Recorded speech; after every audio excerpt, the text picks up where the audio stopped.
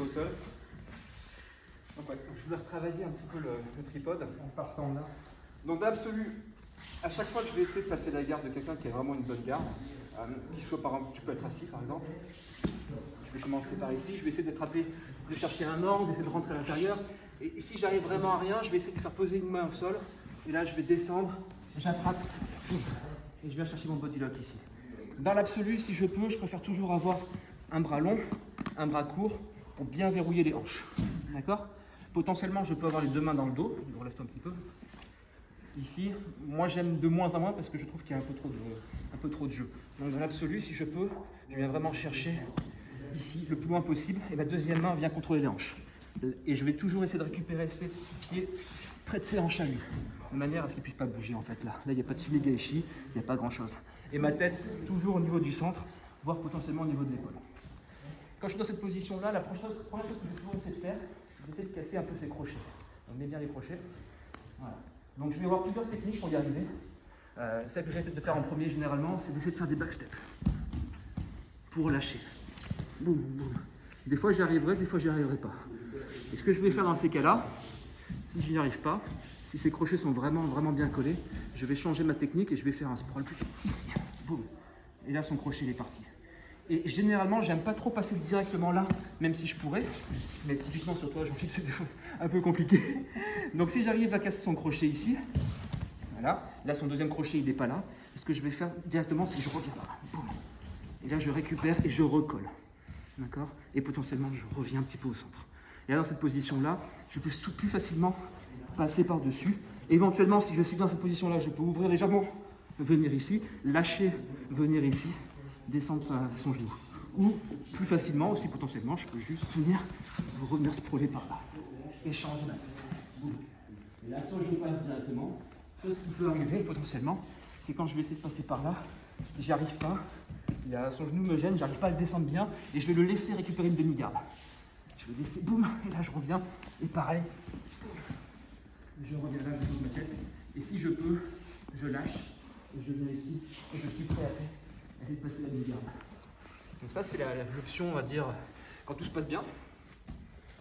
Mais parfois, ce qui arrive assez souvent même, c'est quand je suis ici, j'arrive pas à passer ces crochets, j'arrive pas forcément à bien sprawler, j'essaie des deux côtés, il y a plein de choses qui n'arrivent pas. Et ce qui arrive souvent, c'est que mon adversaire essaie de revenir vers moi, de se relever, de m'embêter. Donc là, je peux éventuellement remettre, je peux refaire la même chose avec le bras pris, en basculant un peu plus sur le côté, ce qui va un peu m'aider. Mais ce que j'aime bien faire, la plupart du temps, c'est que si je suis là, l'underhook souvent il est légèrement ouvert, je peux le passer. Et là je remonte plus haut. Et ma tête également remonte beaucoup plus haut. Et dès que je suis là, je vais changer, je monte haut. Ma main vient au niveau de sa jambe pour empêcher qu'il puisse fermer la garde et garder de la pression. Et je vais me déplacer vers la gauche. Je me déplace. Il y a toujours son crochet là qui m'embête. Je vais faire comme un backstep et je change ma hanche de sens. Et là je passe. Si je passe pas, et en réalité je passe rarement du premier coup, parce que son crochet il va être un peu embêtant. Donc je suis ici, je bloque, je passe sur le côté. Imaginons que j'arrive pas à casser son crochet, je reviens sur la droite et je remonte. Là vous voyez son crochet, il est plus au niveau de ma cuisse en fait. Et je peux recommencer, je reviens sur la côte et je passe. Autre option, je reviens.